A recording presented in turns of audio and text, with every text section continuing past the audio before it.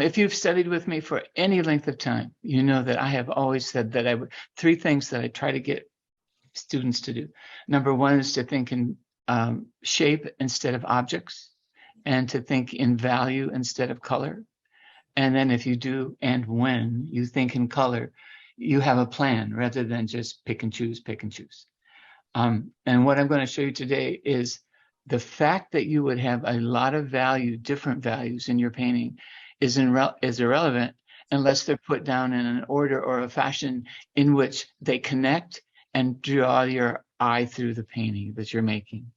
A lot of textbooks call that the value bridge. There's lots of different names for it. I'm going to show you way too many examples, and some of them are in black and white, some of them are color, but all of it deals with the fact that if you look at a painting and your eye follows certain things through it, it's either following a dark path or a light path. Gray paths are, I won't get into gray paths because they're so common. That's what most of everything is anyway. So I'm concentrating on the other two. And look at this color wheel, and we think about the colors, but we don't think of the values. So here's a strip of values over here from 1 to 10. And if you can visualize, yellow is the lightest value and it's at the top, and then you get down in here with some other values. These are the darkest values, and guess what? They come down here. So there's actually a connection between this strip and this circle. If you visualize that as a value circle. Usually we have 1, 2, 3, 4, or 5. Most paintings have at least 3 different values in them. That's the least about you can have that would have interest. If you have 5 different values in your painting, it's even more interesting. This was the best example I could find of talking about bridges and connection. This square over here is exactly the same kind of marks as it is here. These are organized. These are not. I did that wrong. These are organized. These are not. These are just random pieces, but they're the same pieces that are over here. This ends up being a scene of some kind. So we start right here with these bridges, which means these places are connected. And here we have all this white space surrounding them. So this is much easier for a viewer to look at and figure out what you're trying to say. These are 3 examples of the same thing. All 3 of these have the same amount of gray, black, and white. This is just kind of, I don't know where you want me to look. This is just kind of boring. So this one's more interesting because it has passages and connections. So are you seeing what I'm trying to say so far? Yes. Yeah, okay. I need to step here. This is an example of when you're doing a painting, you are in charge of the values and how they connect. The one phrase that I would like never to hear again in my life is, but in my photograph, because I don't want to look at your photograph. All I want to see is a finished painting. So I have no idea whether that's a light tree, a dark tree, or a medium tree.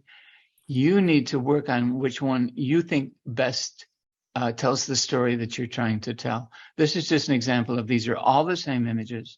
Some have a light foreground, some have a dark foreground, some have a gray foreground. So you can switch that up. It doesn't make any difference what your photograph shows you. These are other just series of blocks. This one is kind of jumbled up, and then sometimes we can put a dark shape inside a light shape or a light shape inside a dark shape. That's up to us. We don't have to worry about the picture. And this is just talking about the relationship of black and white to color. The next slide will make this more important. You'll see it better. But so here are the colors up here and how it got translated into this image down here. Now, This is the most important one I can show you. Well, not quite, but these are just made up black and white. Most of you will think that they're landscapes, probably. I think there's a lot of landscape-like ones in here. But the formal term for these would be notans, but they are beautiful arrangements of light and dark. And then this one, the black is more dominant, and in this one, the white is more dominant. But your eye still travels through the whole painting. Those are not little still lifes, or little landscapes. They're just marks on a piece of paper. But I want you to get used to seeing how those marks can make a difference in a painting that would have objects in it. Whoops. Some of you know, well, my favorite one I skipped. Some of you know I took a 12-week workshop and all I had was a pencil.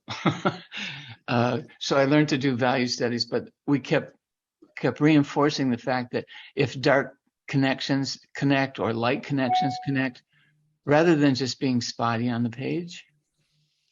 So these took quite a while to do. And then we're going to talk about how you can translate this into color. But right now we're just looking at the passages and how they connect.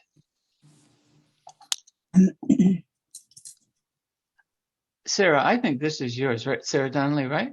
It is. Yeah, I thought this was just a nice combination of black and whites. You would think you would need some black up here or some white down here, but it just worked really well, I thought. And that looked like it might be on tracing paper, right? It is. I thought that, now I'm getting into student work and my work. I thought this was a nice distribution of black and whites and grays. I never saw this in color before, so I couldn't really say. I think the next one. I thought this was just a beautiful painting in black and white. But if you'll notice, there's a whole circle right here of just white. But they still connect around so that you keep going around. And this canoe coming in from the lower right, oh, that's my left, lower left, it kind of points you right at that circle.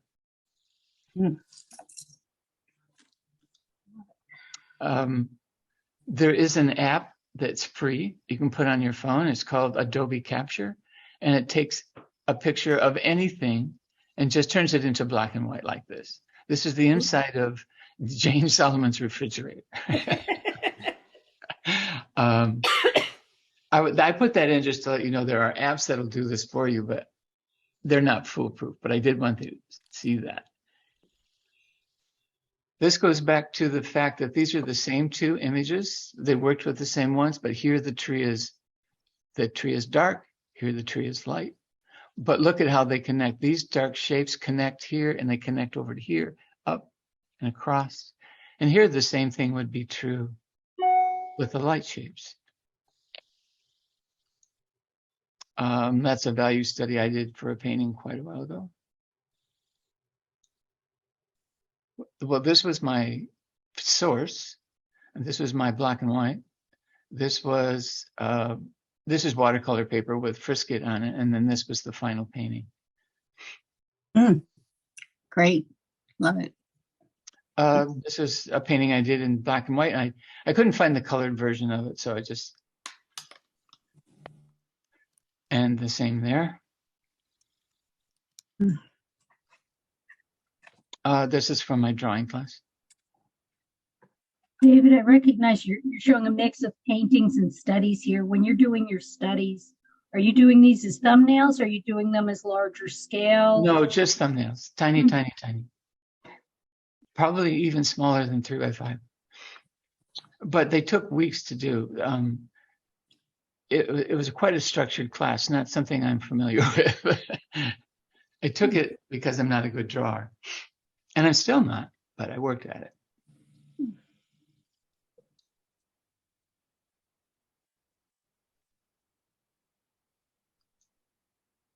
This is a painting I did from this black and white study. Oh, I have a black and I showed you this last, I think, in class. This is the painting that where I discovered that I could paint shapes instead of objects. That was kind of a turning point for me, but I did turn it into black. Oh, no, I didn't. I got it out of order. So here's a fun one. The next couple of series are black and white, and you can see why they call them bridges. See how they all connect at one place or another? Does anyone see an image in that? Yes. What do you see? Upside down. What's upside down? It I looks see a to me- piano. Yes, see a it looks like piano. people upside down. Yeah. I see a piano. Wow. Oh. It's the beach. Here's a giveaway. Does this look like a person? Yes. Oh, it's the Yeah. beach. Yeah. These are all people at the beach. And if you can painstakingly work your way through this is a guy in a chair and he's reading something that touches this shadow, and this is a person in a chair, and this is a shadow cast by an umbrella. And this is, you can work your way through, but I thought it was a perfect example. Well, this looks like Venus de Milo over here with no arms. How about that? But this is an extreme example, but I want you to see how it works. It's and very your eye- cool. Yeah, your Really eye will move through that painting based on that. Let me show you. There's the painting. Wow. And here's Venus de Milo. But here's the little guy I pointed out to you. And his beach chair touches that blanket, and so on and so on. What's amazing is it doesn't look nearly that dark. Like, I mean, I know it's not, obviously it's not that dark, but that's so cool. Nice granulating paint in the painted one. Yeah. Mm.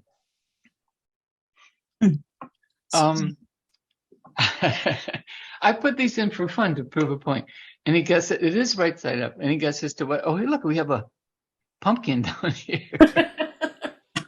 And look at this guy over here. No, I mean, anybody have an idea? I don't think you could possibly guess. I think it's a monster holding a person in his It's hand. that. It's Wow. that? It's that. Oh my goodness. Let me look. See? Uh-huh. Wow. Wow. Hmm. Go I back, don't really go distract back again. my eyes. One more. Yeah. But that jar has light. That the top right figure. If you. I agree, color, but yeah. it was just a super simplification without any shadows or without no nuance is all I'm saying. I like this one too. Can you know what that is? No. A seahorse. It's a core. Seahorse. It's a cow. Looks like a Cow. seahorse. Oh my goodness. But- Goodness. This is just oversimplified, but it does have these values that see how this value of the cow and the tree go together right there, and they come across and come down. Oh my. Amazing. This one you can probably tell. This is beach chairs. Yeah. Yeah, Mhm. nice. Boats stacked together. So here's the black and white values and how they connect. Like see this bush behind this tree or this roof right here. It's right there. Mhm. And this is one of my all-time. I really need to find out who painted this. I just pulled it out of a book, but I think it's a beautiful relationship of lights and darks and how they connect. Both of these connect. The blacks connect and the whites connect. That's beautiful. Yeah. I like it better in black and white than in color, but this is Yeah, Wow. It's beautiful. yeah, it's lovely. Wow. oh, that's that painting in back of me. I forgot it was in this section. So you get a close up. You get a close up of that painting in back of me. And that's its black and white counterpart. Wow. Wow. Dave, do you do these black and whites for all of your paintings beforehand? Are these considered your value studies, or is this something you know? The short answer is I would love to say I do it for every painting. I don't. But it took me 50 years of painting to not need to be able to have to do it.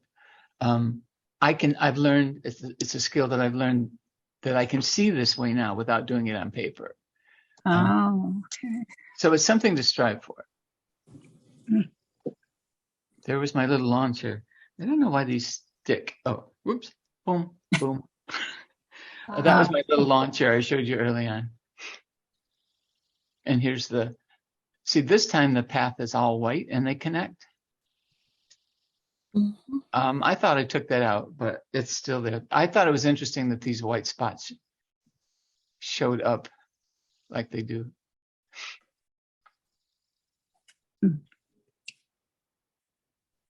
Apple pickers. And I loved how these darks all connected here. Nice lines. Isn't that nice? I just thought this was a great contrast.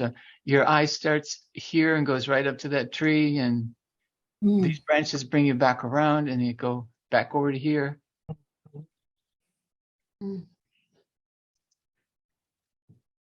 There's not much contrast in this painting. I pulled it out of a book, but I will show you.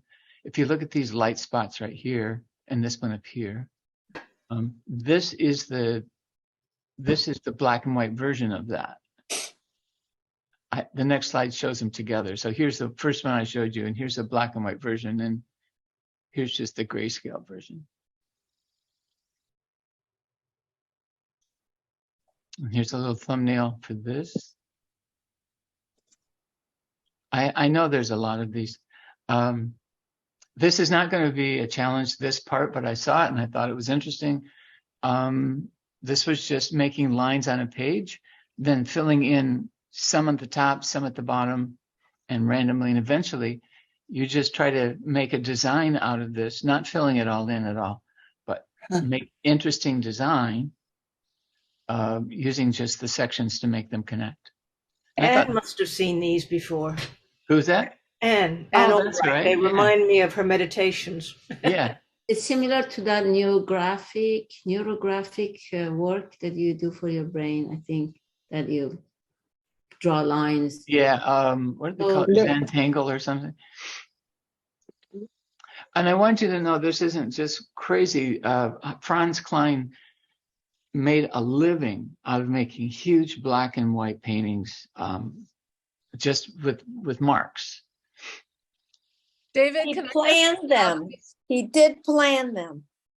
Oh, yeah. And I Yeah. think he did small versions of them. Yeah. And then because these would be 12 foot or so.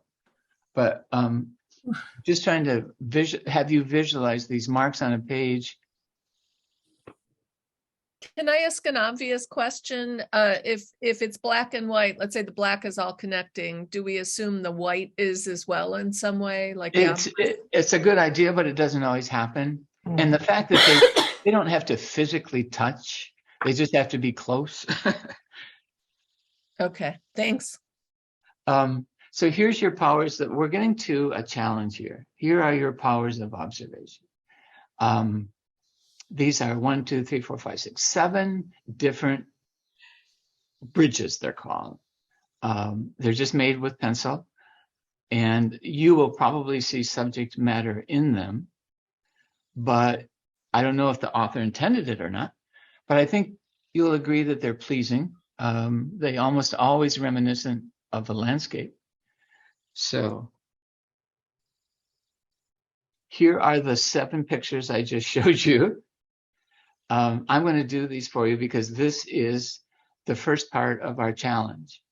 I'm going to ask you to make 7 little 3x5 bridge challenges.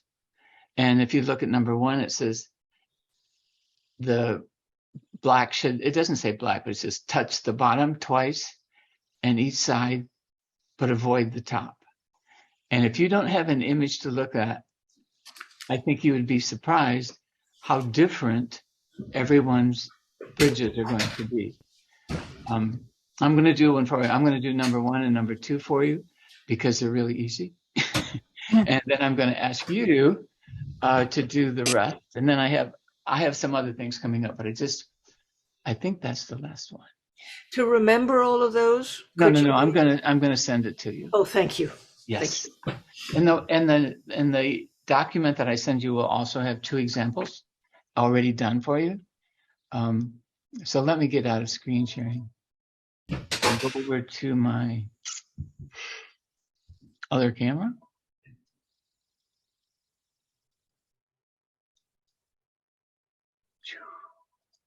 I know you can hear my phone. So,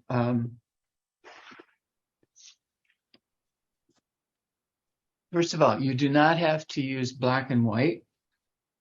Well, first of all, these are not NOTANs because NOTANs have absolutely no variant. They're either black or white. I'm going to let you use black and white, but if you use enough water, you're going to get gray out of it anyway. So you don't have to have a tube of gray paint. And these are rather spontaneous. I have black and I have purple and I have white. Any color that you can get to be of a value of 8, 9, or 10 can substitute for black if you're just bored with black or you don't like black. So this is Carbazole Violet, which is a value of 9.5, pretty dark. And I think there's some Imperial Purple in there too. Where's my water? Here's my water. So Dave, we're doing this in watercolor, not with pencil then. Right, yeah. The first challenge was to touch the bottom twice. I already forgot the challenge. Touch the bottom twice, each side, but not the top. Each side? Each Yes. side, Okay. but not the top. Okay.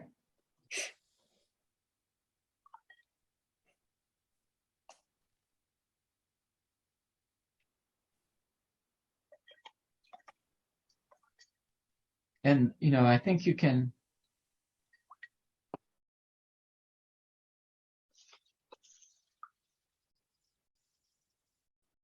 Not the top, not the top. I'll be in charge of this, thank you. But Dave, we don't have an actual reference while we're doing this. No, that's the whole thing. Okay, All you're looking at is light and dark. No references at all. It's not supposed to be anything. okay. But I still think you can realize the beauty of it. Yeah. Better not to have the reference. And because we can add water to them,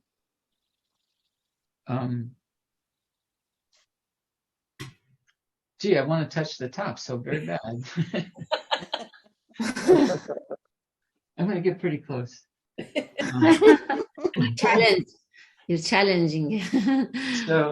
And I remember that don't think I haven't thought this through. The next one is touch the bottom twice and the sides, but not the top. Mm-hmm. I don't want you doing this. So that was number 1. And, I just want you to have fun with those. They do not have to be finished the first time through. And remember, I didn't use any white on this one, just because I was letting the water do the work. But if you wanted to use white to get some more gradations and things in there, you could. And after it's dry, if you want to come back and do some more, you can.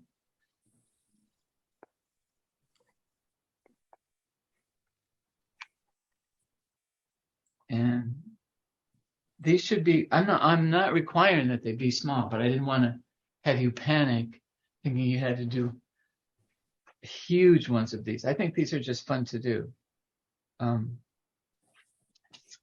Did someone write down the second one? I have it on my sheet. Yeah. Touch the top 2 sides, but not the bottom. Okay. Top 2 sides, but not the bottom.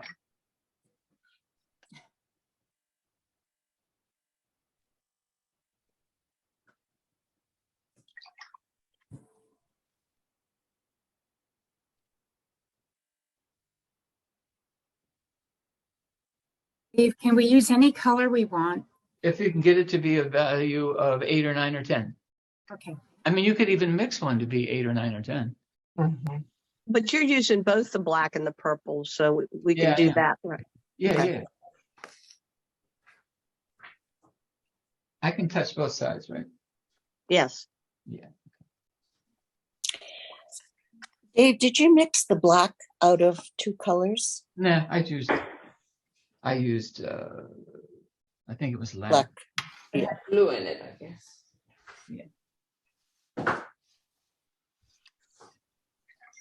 So remember, these are just called bridges.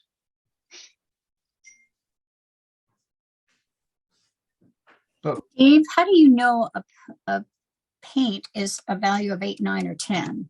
By Well- using the scale, or does it say on the it won't package? say on the two, but Mm. I mean, anything like Carbazole purple or Phthalo blue or black or Imperial purple, it's going to be blue or black probably. I don't know if you could get a green to be an 8, 9, or 10, but basically it's dark. That's all I'm saying. You wouldn't want to do this with yellow Right. because there wouldn't be any contrast between the white of the paper. How about undersea green? Oh, that's probably, I would add some other color to it to make it dark. I did do a couple ahead of time. I guess I was using purple for these. And I'm not going to try to go through and figure out which ones I was doing, but and every one of these has one thing in common, and I was going to point it out on a slide that I forgot to. All of them, every single one I've done for you and every one I'm going to show you touches the side of the paper somewhat. There's nothing that's just a circle in the middle.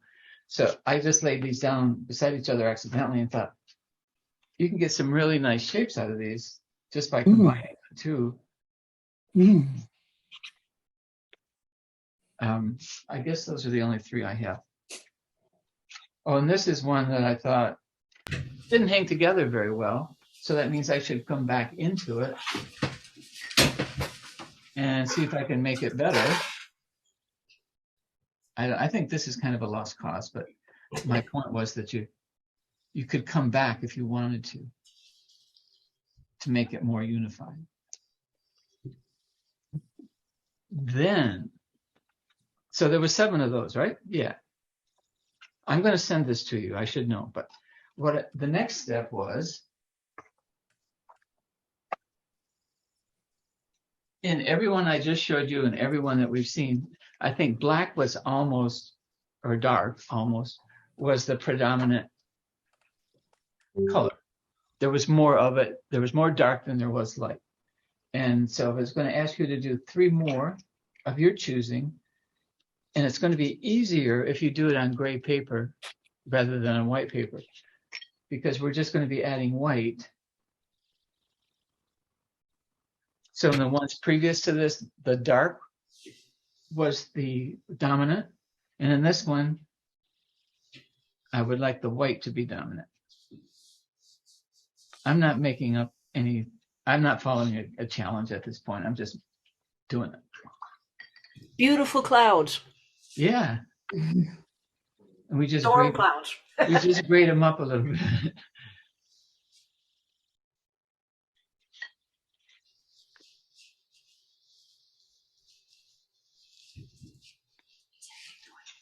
So Dave, that's just a gray wash with titanium white over? Right. This is titanium white, but the wash was just watered down gray. Okay. And the other option is you can actually do it on, you could, if you have a piece of gray paper, but I didn't assume that you guys had gray paper.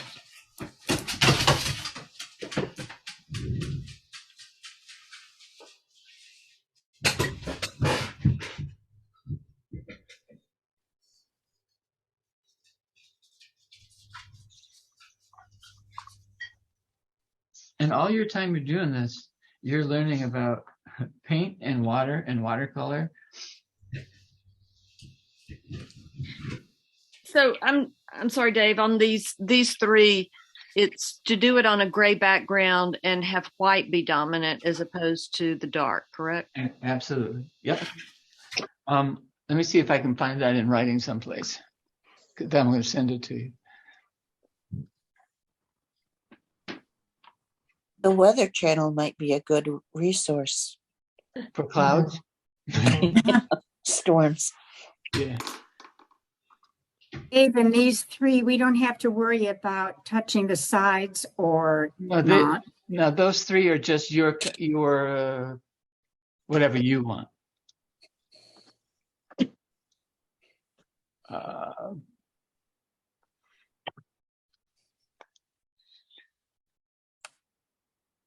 Oh, I hit it this morning. Now where did I hide it? Here we go. So I will send this out to you.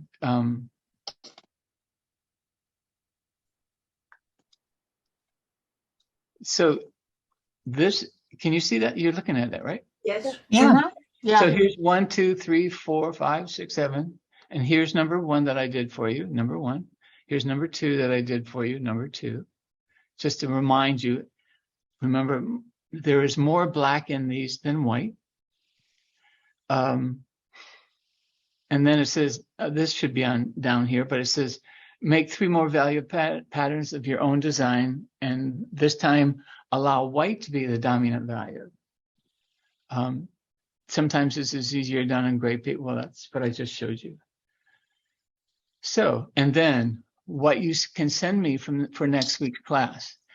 If you multiply the number of people in the class by the number of things you're making, there would be billions of them. So all I'm asking you to do is to pick out any of your favorites and put them on a surface and photograph all 3 at the same time, 3 or 4, whatever number you can get on a piece of paper, so that they come to me in a single image. And I would like one of them to be number 3, because I don't remember what number 3 was. Here it is. Touch all across the top and down the sides and partway across the bottom. More into the central area and create a center of interest. If you all do that, I'd be crazy interested in seeing how we compare with each other. That was just an arbitrary one for me to choose.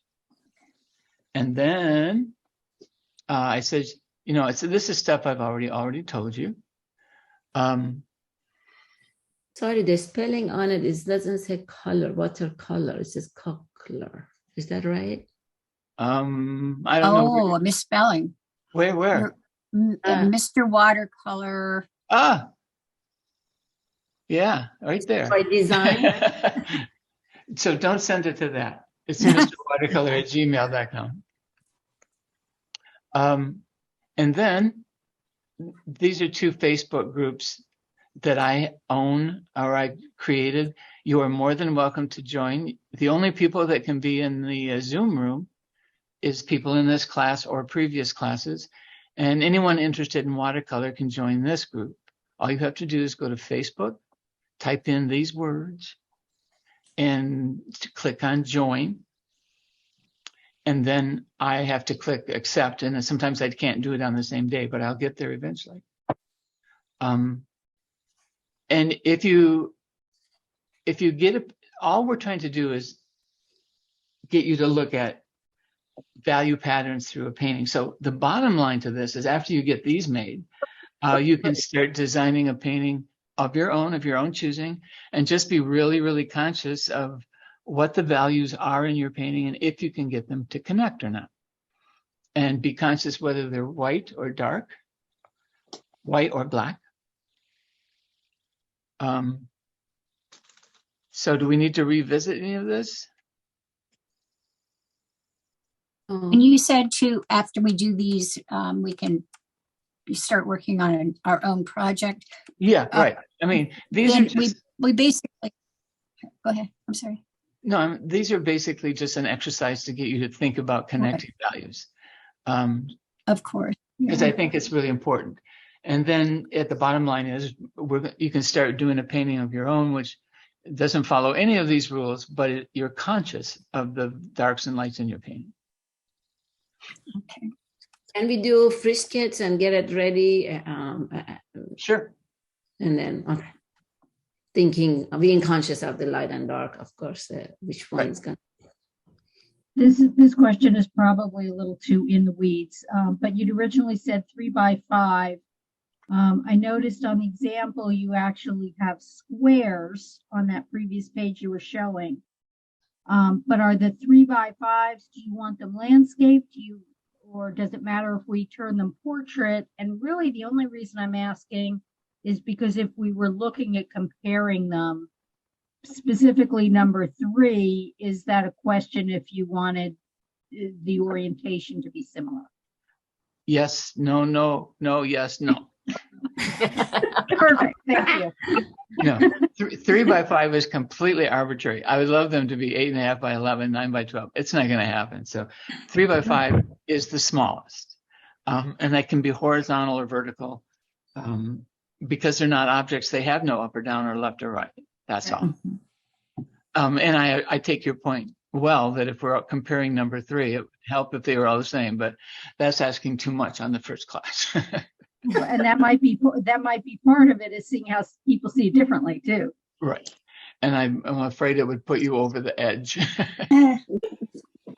And why do I do this? Because when I used to jury shows, which I don't do anymore, I could tell instantly why I was drawn to a painting as these darks and lights moved through. And once you're conscious of it, I think you're going to find examples of it all over, ones that work and ones that don't work. And we're just trying to get you to do more of the ones that work.